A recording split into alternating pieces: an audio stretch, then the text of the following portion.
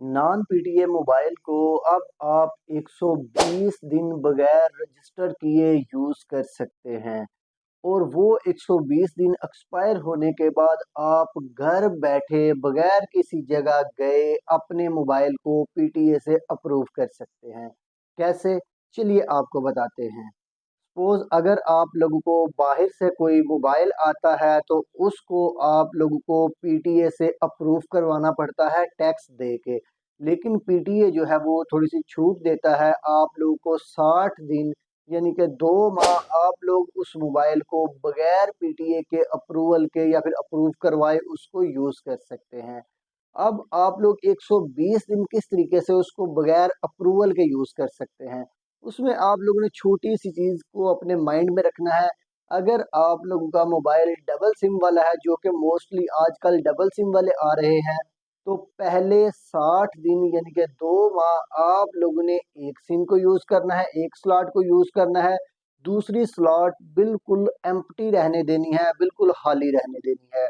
जब पहले 60 दिन कंप्लीट हो जाएं एक स्लॉट के, तो आप लोगों ने सिम निकाल के दूसरी स्लॉट में डाल लेनी है, यानी कि सिम 2 में डाल लेनी है। अगर पहले सिम 1 में थी तो आप लोगों ने अगले 60 दिन जो है वो सिम 2 यूज़ करनी है। इस तरीके से आप लोग 60 प्लस 60 यानी कि 2 माह और 2 माह आप लोग 4 माह या फिर 120 दिन जो है वो अपने मोबाइल को बगैर पीटीए के अप्रूवल के यूज़ कर सकते हैं, बगैर टैक्स पे किए यूज़ कर सकते हैं।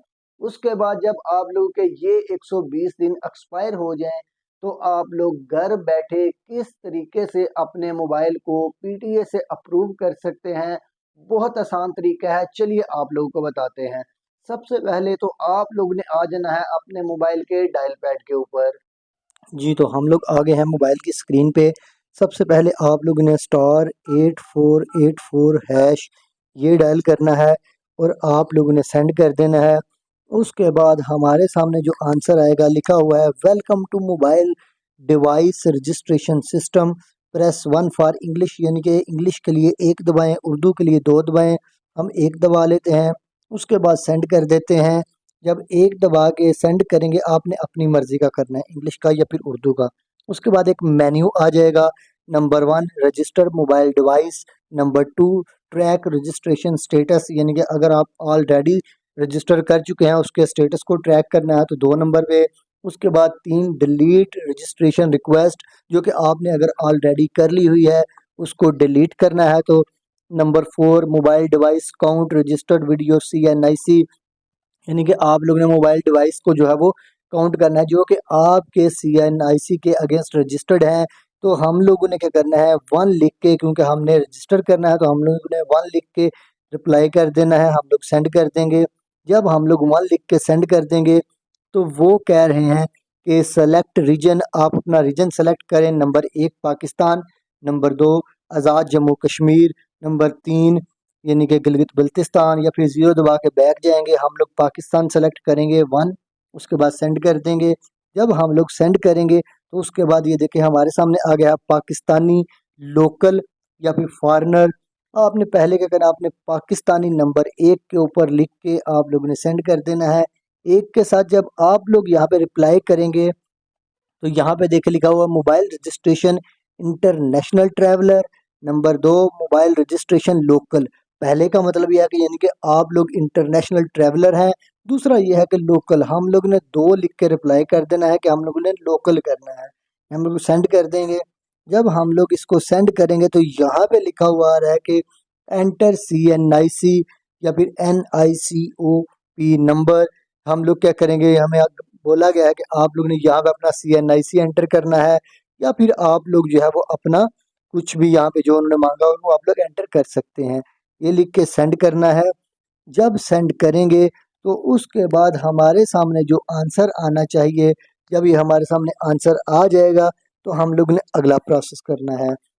ये स्टेप्स आप लोग जो है किसी दूसरे मोबाइल से करेंगे, उसी मोबाइल से आप लोग ये स्टेप नहीं करें। जब आप लोग वो लिख के सेंड कर देंगे तो यहाँ पे देखिए एक और ऑप्शन आ गया है कि सिंगल EMI IMEI, डबल या फिर ट्रिपल, यानी कि आपका मोबाइल जो है वो सिंगल सिम वाला है, डबल सिम वाला है या फिर ट्रिपल सिम वाला है। तो हम लोगों ने जो आप लोगों के मोबाइल की सिम की जितनी डलती हैं आप लोगों ने वो लिख के सेंड कर देना है। जब आप लोग वो सेंड करेंगे तो वो कह रहे हैं कि आप लोग जो है वो अपनी IMEI को आप लोगों ने एंटर करना है। जो आपकी IME है आप लोगों ने उसको एंटर करके सेंड कर देना है। उसके बाद जब आप लोगों को मैसेज आ जाएगा तो वहाँ पे आप लोगों के मोबाइल का ब्रांड आ जाएगा, उसके बाद कितनी कस्टम ड्यूटी या फिर कितना टैक्स आप लोगों ने पे करना है उसकी PSID भी आ जाएगी। ये सारी चीज़ें आप लोगों के सामने मैसेज में जब आ जाएंगी वहाँ पे आपकी लॉगिन डिटेल्स भी होंगी।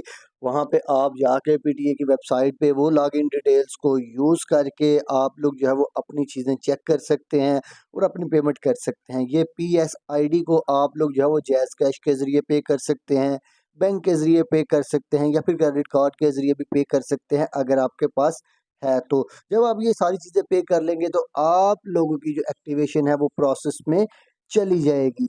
अब आप लोगों ने एक बात का ध्यान रखना है कि जब आप लोगों ने अपनी IMEI नंबर एंटर करने हैं तो वो बहुत ध्यान से एंटर करने हैं, क्योंकि अगर आप लोग वो गलत एंटर करेंगे तो उसका आप लोगों को नुकसान हो सकता है, वो आप लोगों के लिए मसले मसाइल पैदा कर सकते हैं।